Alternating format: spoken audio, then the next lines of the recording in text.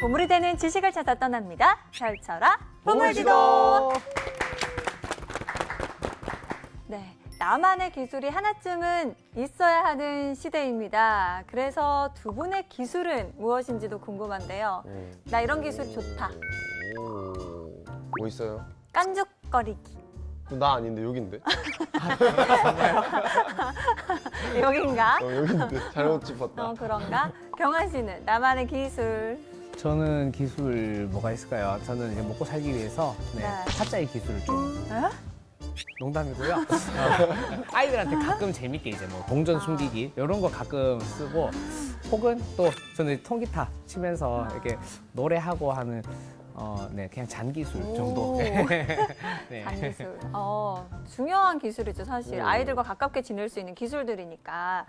오늘 모실 선장님은요, 무려 부모와 자식 간에 가깝게 지내게 할 수 있는 기술. 어마어마한 기술 아닙니까? 엄청난 기술이죠. 엄청난 기술이죠. 이 엄청난 기술을 연마하신 분이십니다. 바로 모셔보도록 할게요. 선장님, 나와주세요.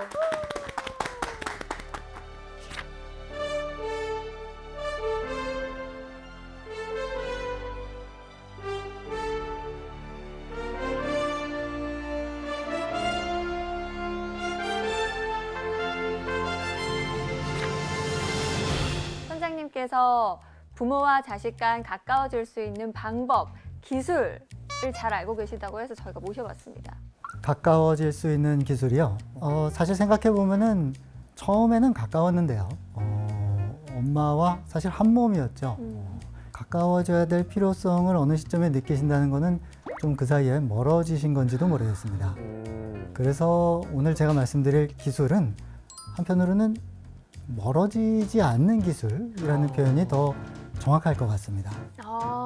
멀어지지 않는 기술, 혹은 조금 멀어졌더라도 오늘 선장님이 알려주시는 기술들을 잘 활용을 하시면 다시 가까워질 수도 있는 그런 기술들인 거죠? 물론입니다. 멀어지지 않는 기술. 엄마의 첫 공부 두 번째 시간, 육아의 기술에 대해서 말씀을 드리겠습니다. 지난 시간에 육아의 원리라고 하는 큰 그림을 말씀을 드렸다면 이번 시간에는 조금 더 지역적으로 문제를 해결할 수 있는 기술을 말씀드리고 싶은데요. 오늘 진짜 중요한 거잖아요. 그렇죠. 네. 네.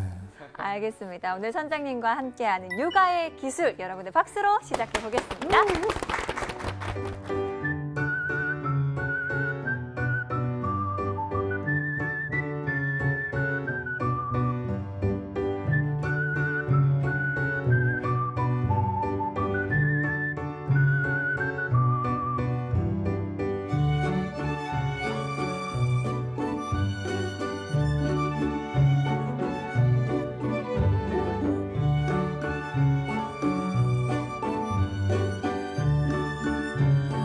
혹시 여행 좋아하세요? 좋아하죠. 해외여행 많이 다니세요? 가고 싶어도 사실 많이 못 가지만 시간이 좋아합니다. 시간적 여유가 안 돼요.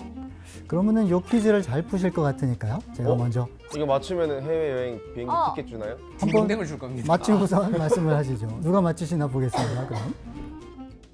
자, 총 4개 그림을 보여드리니까 순서를 맞춰보세요. 자, 1번, 2번, 3번, 4번. 정답 네, 2번, 4번, 1번, 3번. 2413이라고요? 2, 4, 1, 3. 네. 혹시 아니라고 생각하시는 분 다른 답 말씀해 주셔도 됩니다. 이게 혹시 항공권에 걸려 있을 수도 있습니다. 나도 2413인데 아무리 봐도. 2134. 아, 2134. 네. 그러면 정답 공개하겠습니다. 정답은요? 정답은 2413이 그렇지. 맞았습니다. 그래서 우리 항공권 혜택 예. 처음 맞추신 분께는 상품으로 항공권을 드릴 수 있는지 제가 PD 분께 한번 여쭤보겠습니다. 못 가겠네. 자, 요거를 말씀드리는 이유는요. 첫 번째, 육아의 기술, 롤 모델의 기술을 말씀드리고 싶어서. 롤 모델.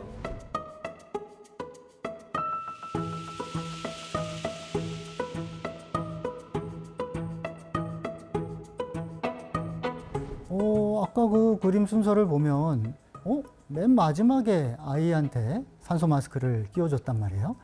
왜 그럴까요? 뭐 그 어른이 이기적이니까 자기 먼저 쓴 걸까요? 왜 그럴까요? 아, 경환 씨가 그러면 아까 그 답을 한 이유는 아이를 먼저 씌워줘야 되니까 그런 마음에서 아까 그 순서를 말하신 거죠?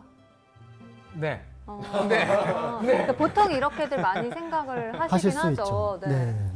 그런데 정답은 즉 실제 우리가 비행기에서 보게 되는 그 안내문에는 마지막에 아이한테 씌워준단 말이에요. 아, 안내문에도 실제로 그렇게 나와 있어요? 저 순서는 제가 정한 게 아니라 실제 안내문의 순서입니다. 실제 지침이네요. 네네. 그 이유가 뭘까요?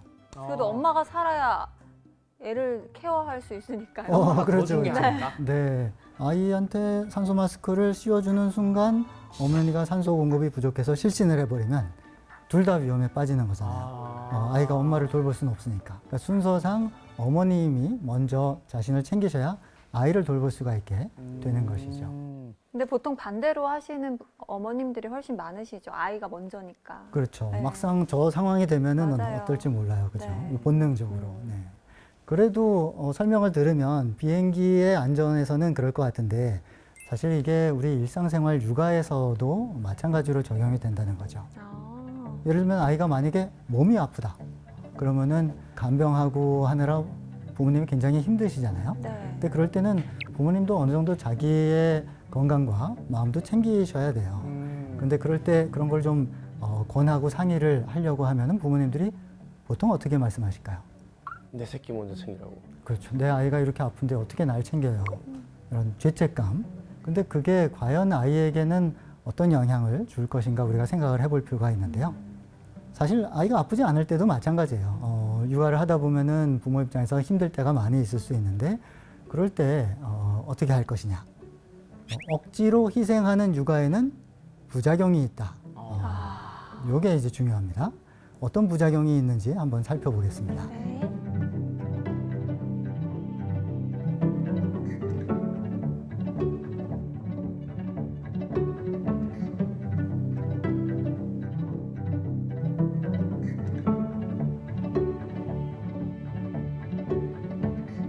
첫 번째 부작용은 그 억지로 하다 보면은 아무래도 아이 대할 때 뭐가 나올 수밖에 없죠. 뭐가 나올까요?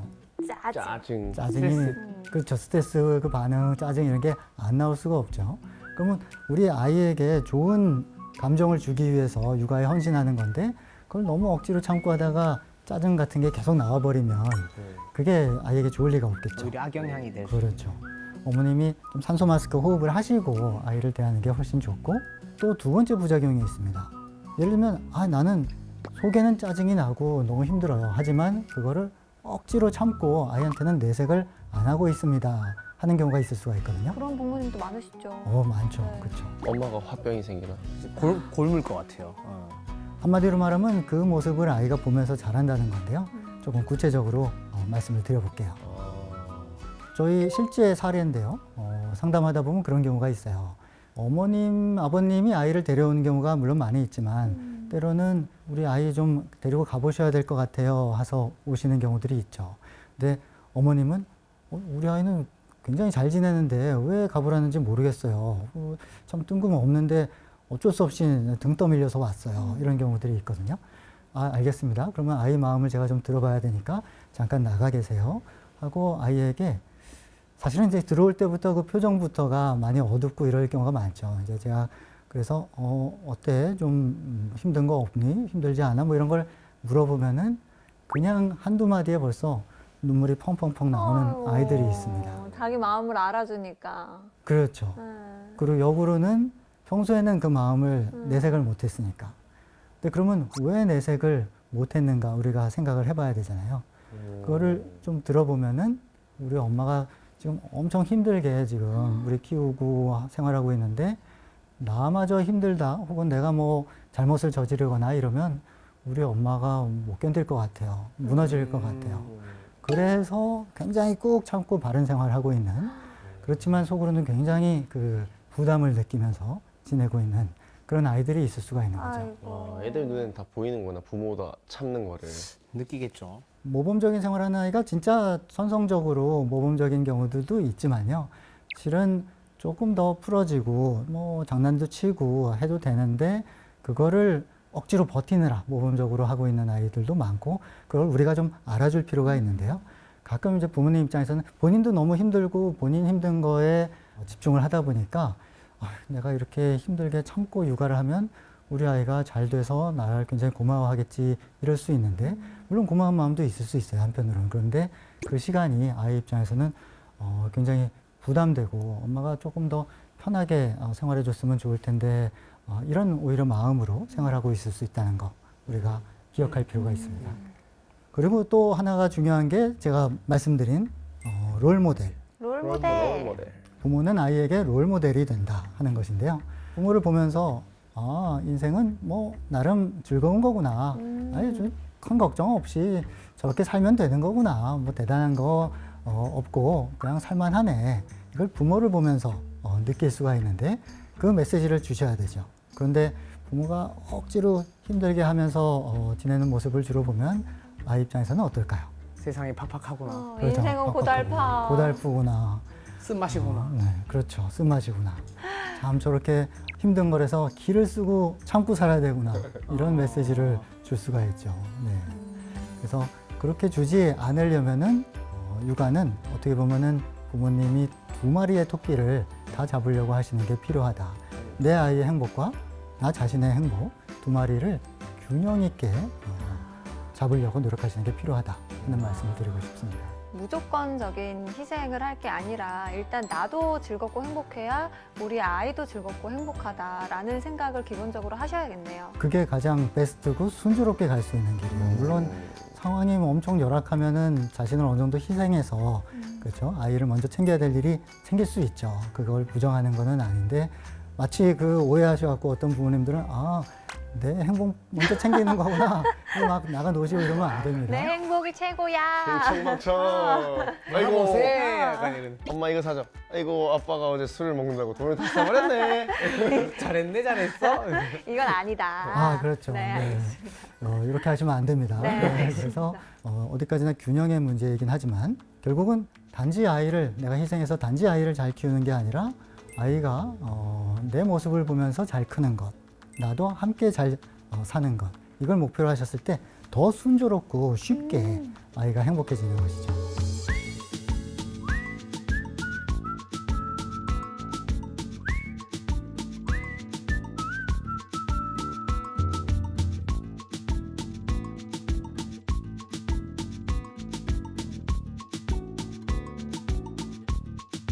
두 번째 기술은 롤모델의 기술. 다음은 역시 제일 궁금해하시는 거는 훈육의 기술일 것 같아요. 맞아요. 훈육의 기술 들어가 보겠습니다.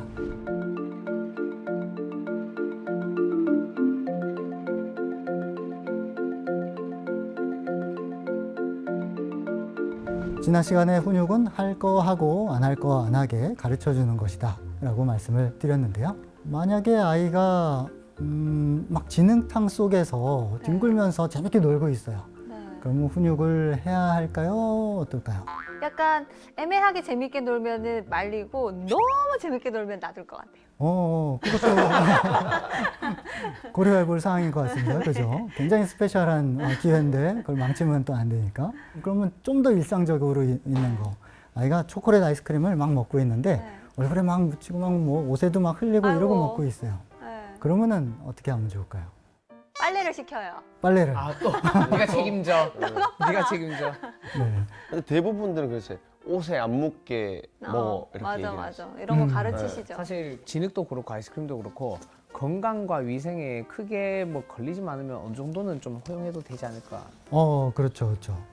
물론 뭐 그거를 야 이거 빨래 해야 되는데 엄마랑 같이 하자. 또 그 노래 틀어놓고 같이 게임을 한다던가 해서 그런 식으로 풀어도 되고요. 하지만 간혹 어떤 부모님들은 저렇게 지저분하게 먹는 건 크게 혼내야 돼. 또 버럭 하시거나 이런 경우들이 있는 거죠. 그게 뭐 본인이 깔끔하지 않은 거를 못 참아서 그럴 수도 있고 때로는 그게 뭐 남들이 어떻게 볼까? 저렇게 아이 위생 깨끗하게 못하는 거를 뭐 남들이 날 흉보지 않을까? 또 이런 걱정이 있는 분도 있고 생각할 거리는 많지만요. 어쨌든 그게 아이는 그런 맥락을 모르는 상태에서 즐겁게 놀고 즐겁게 맛있는 아이스크림을 먹다가 버럭 혼을 나게 되는 경우도 있을 수가 있는 것이죠. 근데 또 생각을 해보면요, 선장님. 더럽게 만약에 먹어요. 물론 아이가 처음부터 잘할 수는 없겠지만, 근데 그것도 식습관을 가르치는 것 중에 하나니까 깨끗하게 먹어야 돼, 흘리면 안 돼. 이런 거는 또 훈육을 해야 될 것 같기도 하고요. 맞습니다. 네. 아주 좋은 질문입니다. 자, 그래서 뭐 그렇게 생각하면은 훈육해야 될 것이 많이 있을 수 있는데요. 우리가 아이에게 모든 거를 다 지금 뭐 고칠 수는 없거든요. 즉, 훈육에는 우선순위가 있다. 이거를 명심하실 필요가 있습니다. 중요한 순위가 있다. 네. 그 중요한 순위 중에 가장 중요한 건 아무래도 뭘까요? 안전. 그렇죠. 위험한 거, 안전을 고려해야 되는 거. 또 저는 본인이 위험한 거 플러스 남에게 좀 피해주는 거, 이런 거는 우선순위가 좀 높을 것 같아요. 약간 우선순위가 또 낮은 것도 알아놓으면 우리가 버럭하지 않을 수 있으니까. 우선순위가 낮은 건 또 뭐가 있을까요? 능력에 관한 거. 지금 당장 좀 못하는 거. 그렇죠. 그런 거는 좀 맞습니다. 기다려줘야 될 것 같아요. 어차피 훈육해도 안 될 네. 거. 예를 들면 아이가 뭐 어린이집 다니는 어린 아이인데 아이스크림 먹을 때 좀 묻힌다.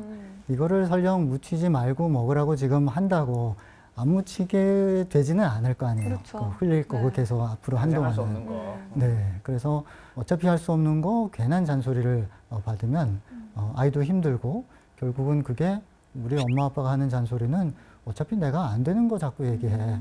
혹은 괜한 거 얘기해 하는 선입관을 지금부터 주게 되는 것이죠. 괜한 소리 한다고 생각할 수 있겠네요. 또 하나는 이게 꼭 지금 완벽하게 고쳐야 되는 거야?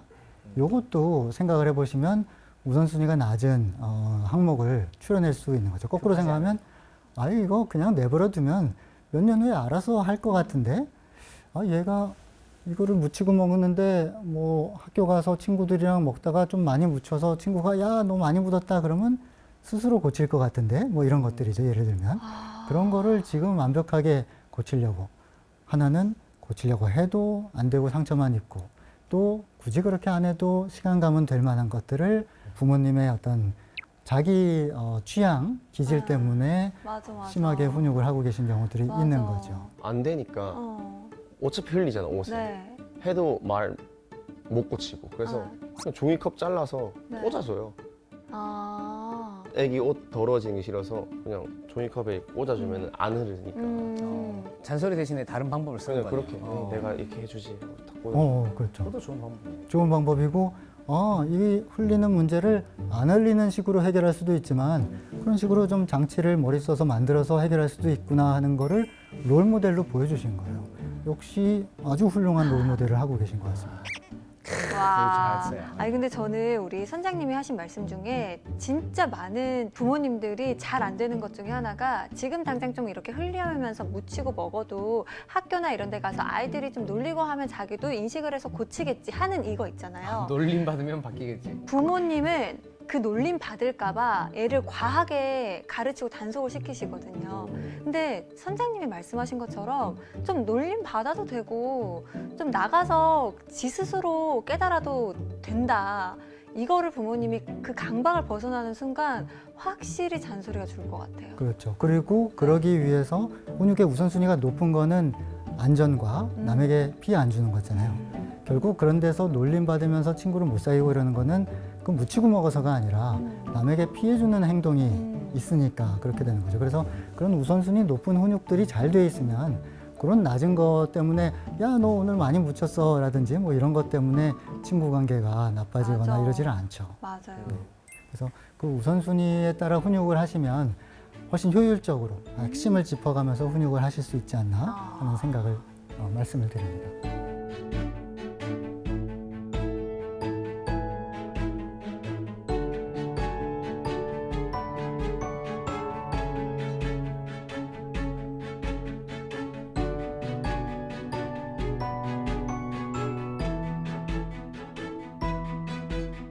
자, 세 번째 기술은 마음 공감의 기술인데요. 마음 공감의 기술이지만 훈육의 기술 중에 하나이기도 합니다. 공감? 훈육에는 아까 우선순위 있다는 말씀드렸지만 지금은 훈육을 하는 데 있어서 3단계가 있다는 또 말씀을 드리고자 합니다.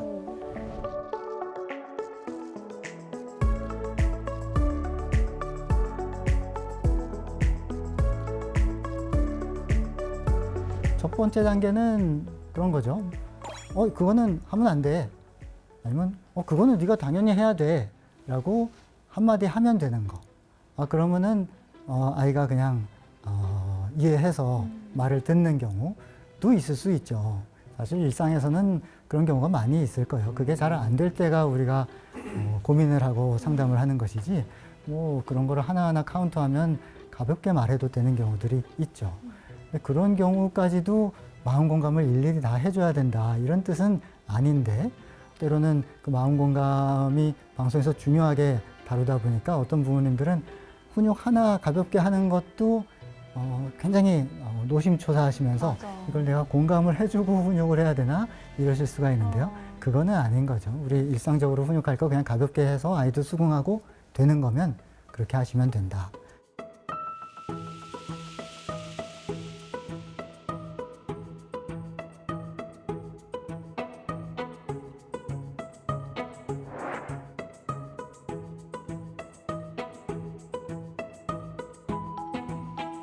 그런데 그렇게 가볍게 해서 잘 안 될 때가 있잖아요. 네. 그러면 어떻게 할까요? 계속 언성을 높이고 무섭게 하면 좋을까요? 이거는 제가 써본 방법인데 네.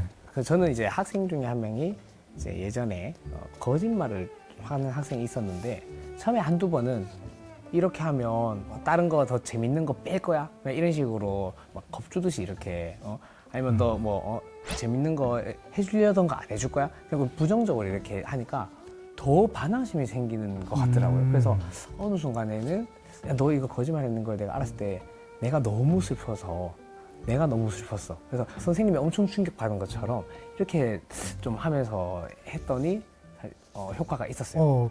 굉장히 효과가 클 수 있죠. 결국은 서로의 마음을 잘 전달하는 건데요. 제가 마음 공감의 기술로 말씀드리려는 거는 아이의 마음에 공감하는 거였지만 또 그 과정에서는 선생님 말씀하신 것처럼 내 마음을 아이에게 전달하고 공감받는 것도 굉장히 중요합니다. 그래서 애초에 말씀드리려던 마음 공감의 기술은 아까처럼 가볍게 훈육해서 넘어가는 경우는 되는데 그게 잘 안 된다. 더 세게 해봐야 아이도 더 반발하기만 하고 하는 것 같다. 그럴 때는 마음을 좀 공감해 주시는 게 2단계 기술일 수 있다. 그 거짓말한 그 상황 같은 경우라면은 어떻게 해서 그런 거짓말을 한 거 아니? 너 이런 게 사실대로 말하기가 좀 창피했구나. 또 이렇게 말했을 때 친구들이 좀 인정해 줄 줄 알았나 보구나 라든지 그런 거짓말을 한 것도 나름의 마음의 이유가 있을 수 있기 때문에 그런 것들을 알아주고 공감해 주고 그런 다음에 하지만 더 좋은 방법은 거짓말 말고 다른 게 있을 수 있다는 행동에 대한 훈육은 그 다음 순서로 선공감, 후 훈육으로 후 행동에 대한 얘기로 넘어갈 수 있으면 아이도 더 반발하지 않고 갈 수 있습니다. 네 마음이 이랬겠구나 하는 그렇죠, 그렇죠. 근데 사실 많은 부모님들이 아이들 공감해줘야 된다. 그래도 이런 거 해줘야 된다 하는 거를 막 들으셔가지고 앞에만 하고 뒤에를 안 하시는 분들도 많으시잖아요. 나 공감해줬어. 근데 공감했는데 훈육하는 게 너무 이중적이지 않나? 라는 생각을 하실 수도 있거든요. 근데 마음은 공감을 해주되 분명하게 훈육할 건 해야 되는 거죠. 맞습니다. 그 둘을 헷갈리시는 게 네. 말씀대로 굉장히 마음 공감을 안 하게 되거나 혹은 훈육을 안 하게 되는 반쪽짜리 양육이 되는 문제입니다. 아주 중요한 부분을 짚어주신 것 같고요. 마음은 공감하고 행동은 훈육을 하는 겁니다. 자, 그러면 굉장히 중요한 질문을 주셔서 제가 퀴즈 낼게요. 사람의 마음은 훈육해야 되는 대상일까요? 아니요? 훈육의 대상은 행동이지 않을까요? 근데 또 생각해보니까 나 쟤를 때리고 싶은 마음이 들어. 이러면은 또 혼내야 되잖아요. 에이. 근데 그 마음이 들어도 그거를 행동하지 그죠. 않으면? 그게 행동하지 않으면 행동이- 내가 모르잖아. 그렇죠. 마음은 훈육의 대상이 아니다. 아니다. 맞아요. 행동이 훈육의 대상이고 마음은 그냥 자유롭게 떠오르는 것이다. 네. 그러면은 선생님, 아이가 엄마, 나는 쟤를 때리고 싶어. 근데 참을게. 때리고 싶네. 이렇게 하면은 때리지 않았으니까 괜찮아. 그런 마음. 이렇게 해요? 마음은 공감을 해주면 됩니다. 걔 때리고 싶어? 사실 왜보다는 보통은 어떻게 해서 그런 마음이 들었어가 더 좋다고는 하죠. 근데 왜보다는 물론 왜도 괜찮죠. 왜가 가끔은 비난하는 느낌이 좀 들 수가 있어서 그런 건데 그렇다고 뭐 전혀 배제할 필요는 없고요. 그래서 어떻게 해서 그런 마음이 들게 됐는지 좀 설명을 해줄래? 진짜 그때는 속상했겠다. 그건 걔가 잘못한 게 맞는데 이런 마음은 충분히 공감을 해주고 그런데 때리는 거는 안 되는 거지. 행동은 훈육을 해야 되는 거죠. 네.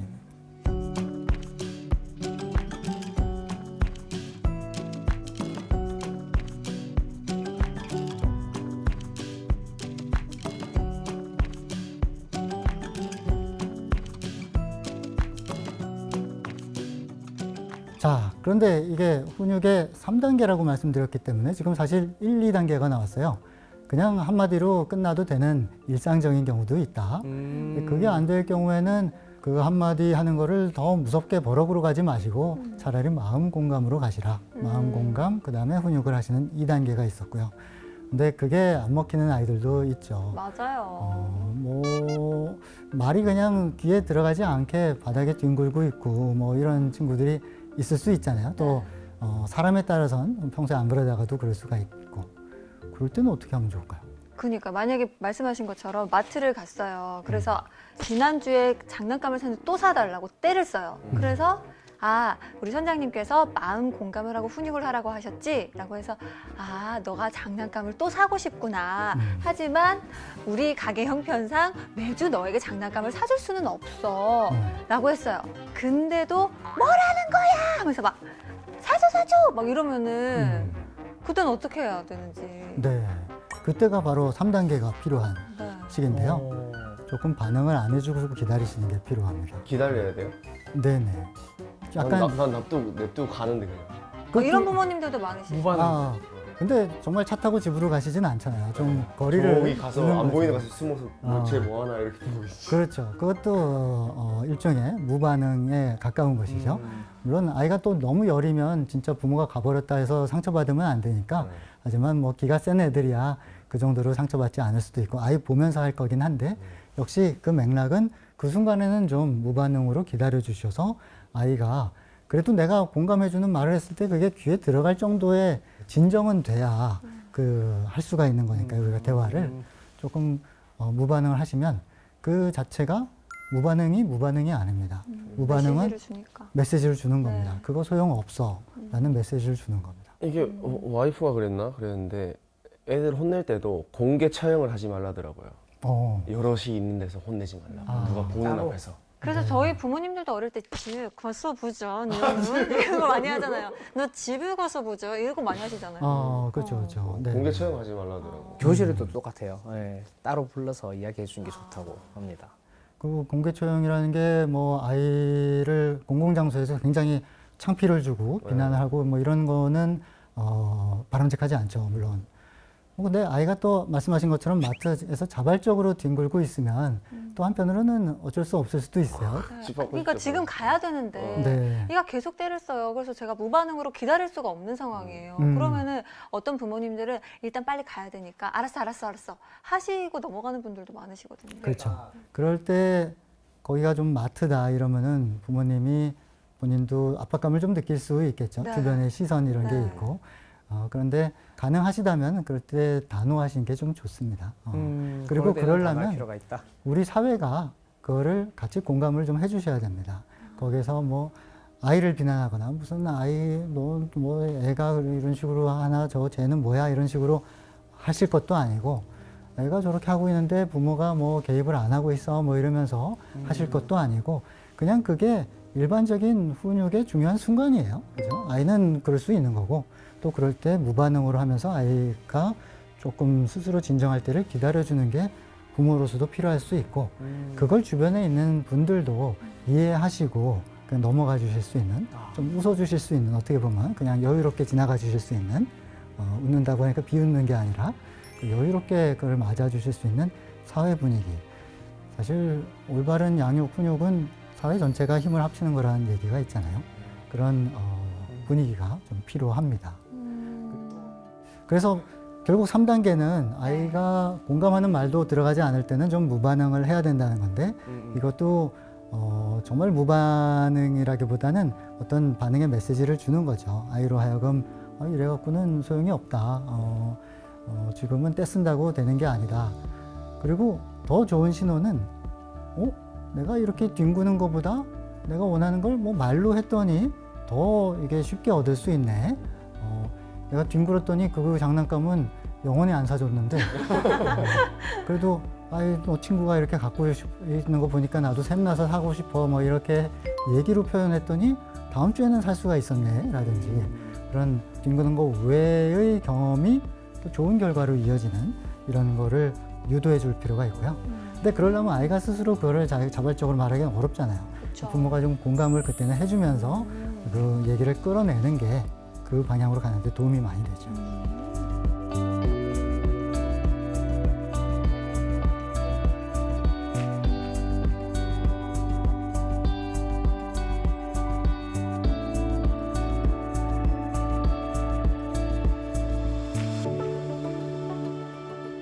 어떤 부모님들은 아유 뭐 그런 복잡한 거를 가르쳐 주고 그러세요. 저는 그런 거 좀 있어서 그렇게 못하겠고 세게 혼내면은 아이가 말을 들어요. 몽둥이 하나면 만능 요술봉입니다. 이렇게 체벌은 안 됩니다. 체벌은 안 됩니다. 체벌은 안 네. 되지만 무섭게 하니까 말 듣더라. 그런 경우가 있을 수 있는데 그게 아까 훈육의 첫 단계로 조금 엄하게 말을 했더니 그냥 들어버리고 잘 교육이 됐으면 물론 되는 겁니다. 근데 많은 경우에는 그렇게 무섭게 얘기한 게 그러면 얼마나 가요? 그러면 한 뭐 이틀 가요. 이틀 후에는 어떻게 하세요? 또 반복돼서 또 무섭게 혼내죠. 그러면 그거 얼마 동안 하고 계세요? 지금 몇 년째 그러고 있어요. 이런 경우가 계시거든요. 근데 그분은 그게 무섭게 하면 말을 들어요라고 어떻게 보면 프레임이 잡혀 있는데 그거는 사실 말 안 듣는 거죠. 그 이틀 가는 거를 말 듣는 게 아니라 맞아. 훈육이 안 되고 있는 겁니다. 맞아. 훈육이 안 되고 바뀌지도 않으면서 상처만 주고 있다고 보셔야 올바른 해석이 되는 거죠. 그리고 또 한 가지는 그렇게 했을 때 아까 첫 번째 기술이 뭐였죠? 애착. 공감. 언제?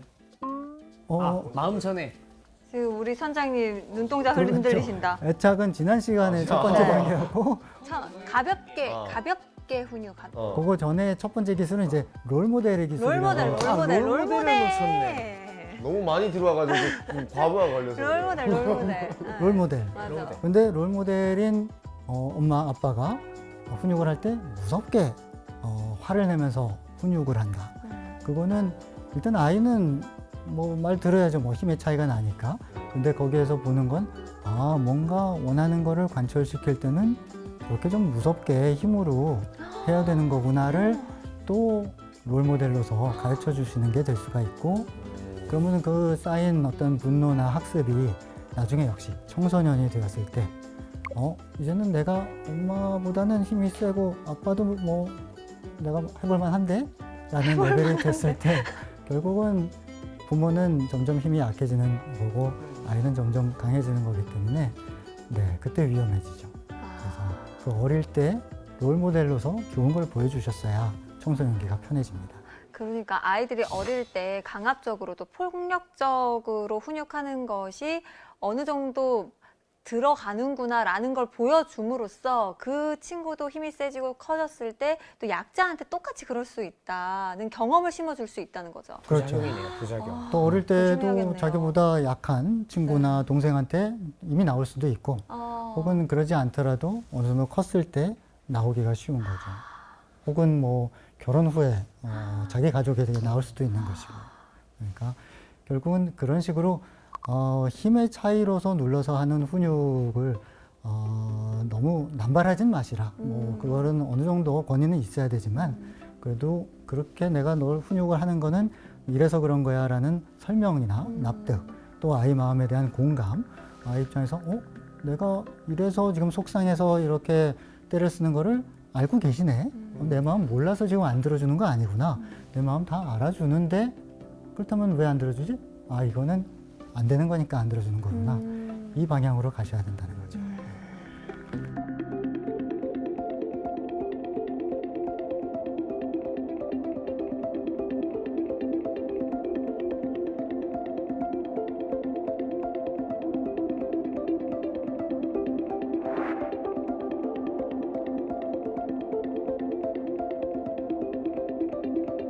자, 또 역시 훈육의 기술 중에 하나인데요. 성공 경험의 기술이라고 말씀을 드립니다. 성공 경험.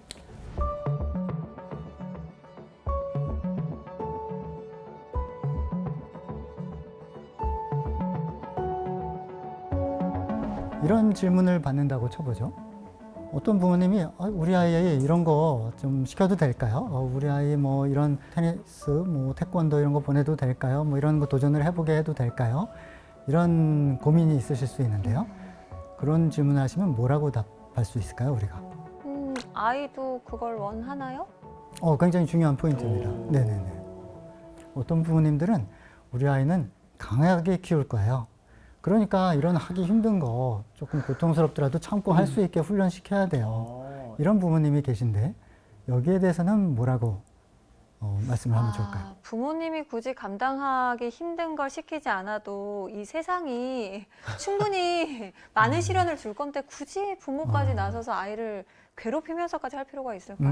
네, 그렇죠. 짠하죠, 역시. 네. 네, 그렇습니다. 그럼 도전해볼 만한 과제들이라면 뭐 괜찮지 않을까요? 네.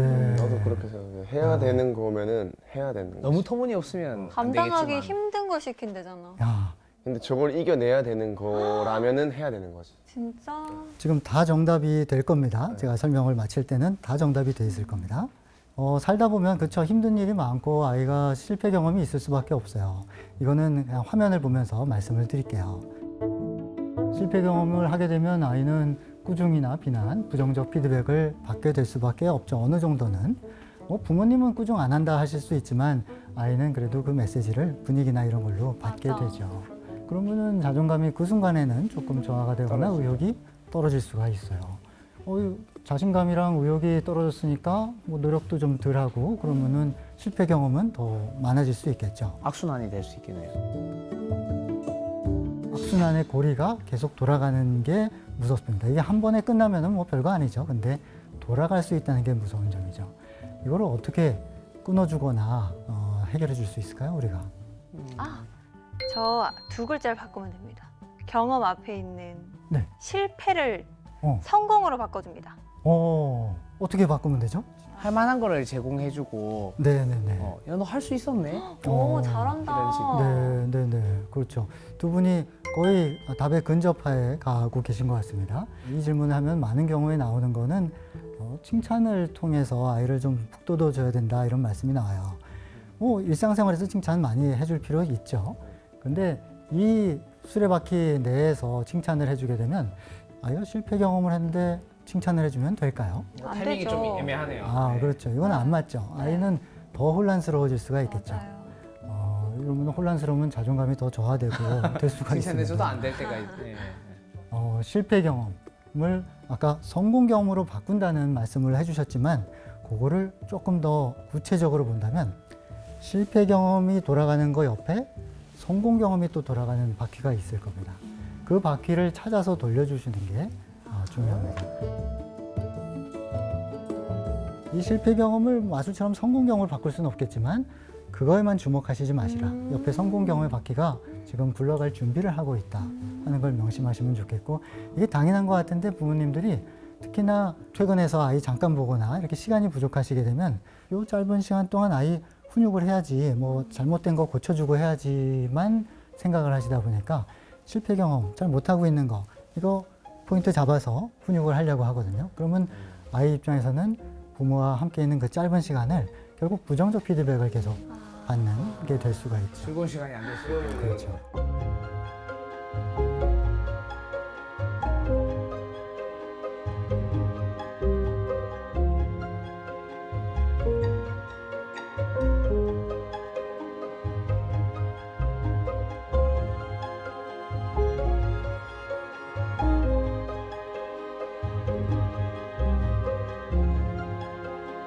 우리 아이는 포착해 줄 수 있는 성공 경험, 칭찬해 줄 수 있는 게 없는데요 하는 분들도 가끔은 계신데, 그럴 때는 다른 아이랑 비교하기보다 이 아이의 전날이랑 비교를 해보시면 어떨까요? 전날, 전전날 평소에 하고 있는 거에서 자연적으로도 이게 좀 차이가 있기 때문에 저를 잘 주시해 주시면 평소에 잘 안 되는 걸 잘한 날이 있을 수 있고 하는 걸 포착을 하실 수 있게 되죠. 그걸 포착할 준비만 하시면 보이기가 쉬울 겁니다. 뭐 진짜 성공한 게 없어 보여도 관찰을 하다 보면 오늘 눈을 떴네, 오늘 화장실도 가네, 밥도 먹네 이렇게 하면서 그거는 약간 좀, 눈을 떴는데 눈을 그 전날 안 떴다는 거예요. 잘하잖아요. 약간 좀 현실적인 예를 네. 제가 들면요. 우리 상담하러 왔는데 네. 아이가 뭐 초등학교 저학년이에요. 제가 말을 걸죠. 그러면은 근데 잘 말을 못할 수 있죠. 근데 아까도 제 진료대에 2년이 넘는다는 말씀을 해주셨는데 부모 입장에서는 2년 기다려서 아이랑 왔는데 의사가 질문하는 거를 대답을 잘 못하고 있으면 아, 너 뭐 하는 거야? 이게 얼마나 힘들게 하는데 하면서 대답을 잘해야지 혼을 내지만 저는 계속 보고 있잖아요. 그 정도라도 대답한 게 그 나이에서 잘 대답한 거예요. 그래서 저는 오히려 대답 잘했다, 야, 너 하고 칭찬해 줄 상황인데 부모님은 그거를 못 보고 있을 수 있는 거죠. 그런 부분들을 좀 포착을 해 주실 수 있는 게 좋죠. 혹시 그것도 되나요? 그러면 이제 다른 친구랑 비교하는 거 말고 어제의 나와 비교해서 뭐 느리지만 조금은 더 발전했으니까 네네. 똑같은 결과인데도 이걸 성공으로 해석을 해주는 거. 그렇죠. 성공한 부분이 있을 수 있어요. 네네. 그죠? 네. 그 부분을 포착해 주시고 알려주는 거. 그런 식.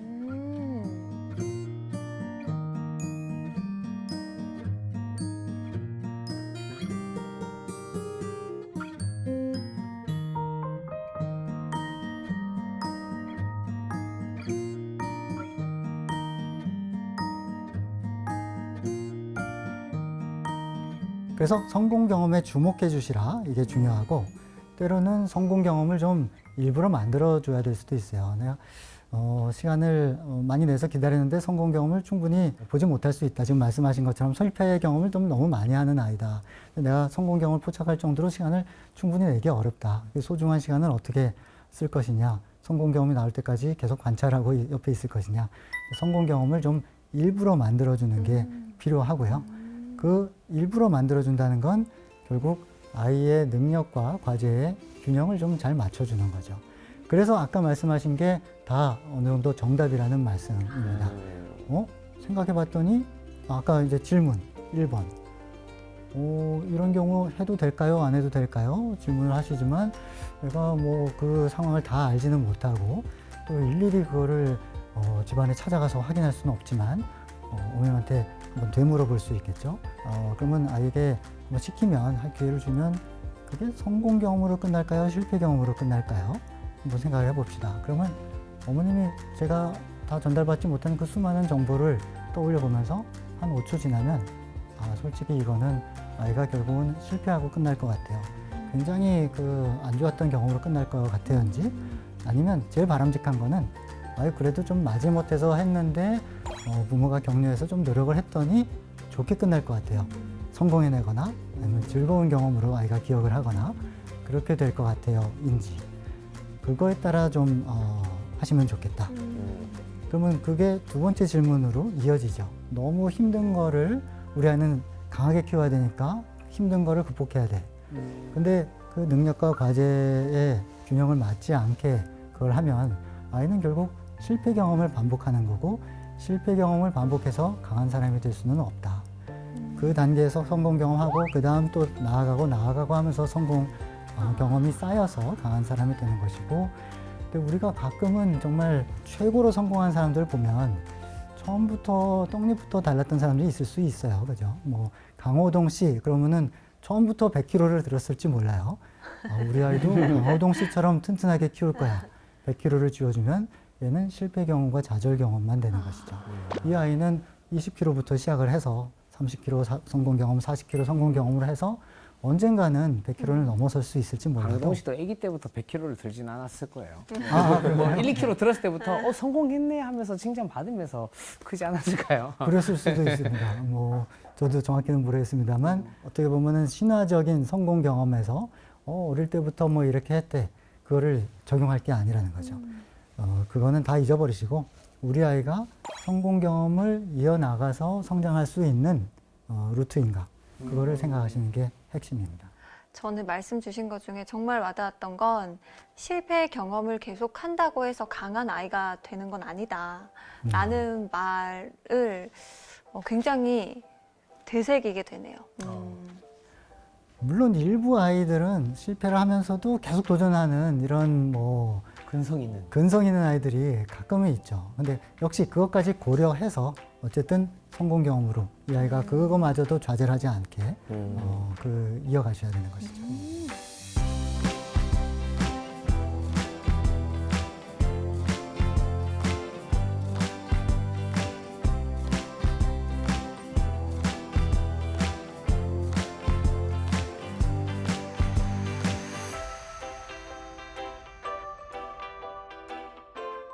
나는 오늘 우리 선장님의 말씀을 딱 듣고 훈육의 기술에 대해서 딱딱딱딱 찝어주셨잖아요. 저는 이제 이 강의를 듣고 나니까 무서울 게 없습니다. 한 5 낳겠습니다. 박제해 주세요.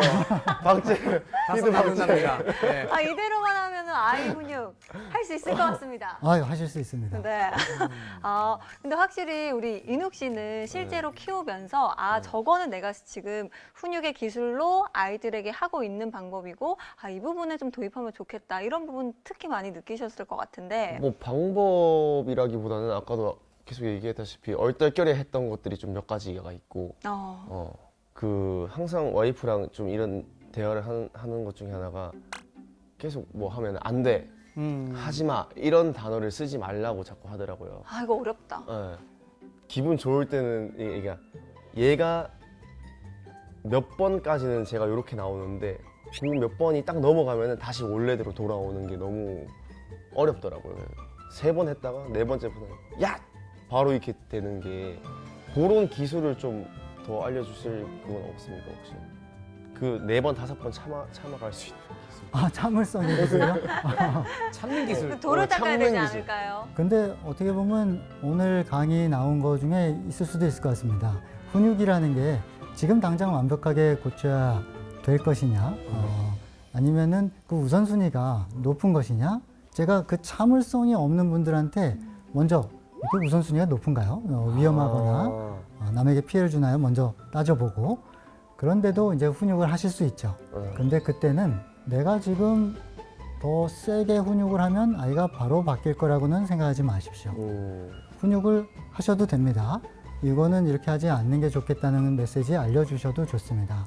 그런데 그게 쌓여서 아이가 그걸 적용할 수 있는 나이가 됐을 때 효과를 발휘할 거다라는 마음으로 지금 하시면 그 조급함, 내가 이렇게 했는데도 안 들어? 더 세게 해야 돼? 이런 조급함에서 조금 자유로워지실 수 있지 않을까 싶습니다.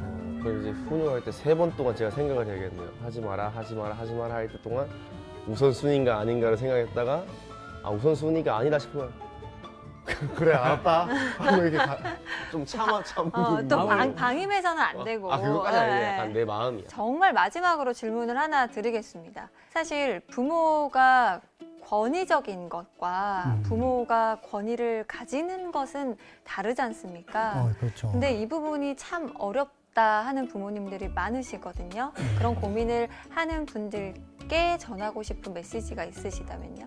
부모의 권위, 때로는 요즘 그냥 권위 그런 건 다 필요 없고 그냥 친구 같은 부모가 될 거야 이런 마음을 갖고 계신 분도 계시잖아요.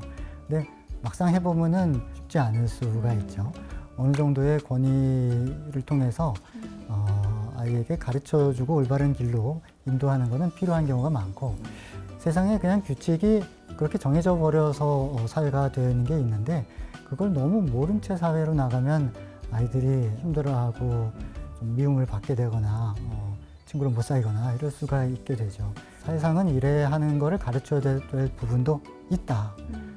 어느 정도는 권위에서 가르쳐주는 게 있을 수밖에 없고 또 어릴 때는 이거는 엄마 아빠가 가르쳐줬으니까 맞는 말일 거야 이렇게 쉽게 배울 수 있는 시기거든요. 아이도 그 권위를 포기하시면 안 되고 단 아이가 자유롭게 할 수 있는 영역 내에서는 공감해주고 친구처럼 해주시지만 분명 아이 살다 보면은 그 선을 넘고 이거는 제지를 하고 가르쳐줘야 될 거야 하는 시점이 올 거예요. 그때도 친구로 남아 계시면 안 된다는 말씀이죠. 그때는 권위의 울타리를 세워서 그걸 분명하게 가르쳐 주시면 충분할 것 같습니다. 알겠습니다. 네, 절로 좋은 부모가 될 수는 없습니다. 부모도 공부를 해야죠. 오늘 훈육의 기술에 대해서 알려주셨는데요. 오늘 강의 한마디로 정리를 해주신다면요? 지난 시간, 이번 시간 육아의 원리, 육아의 기술 2시간에 걸쳐서 이 육아라는 과정의 보물지도를 함께 찾아봤는데요. 시청자 여러분께서 그 육아의 보물을 잘 발견하셨으면 좋겠습니다.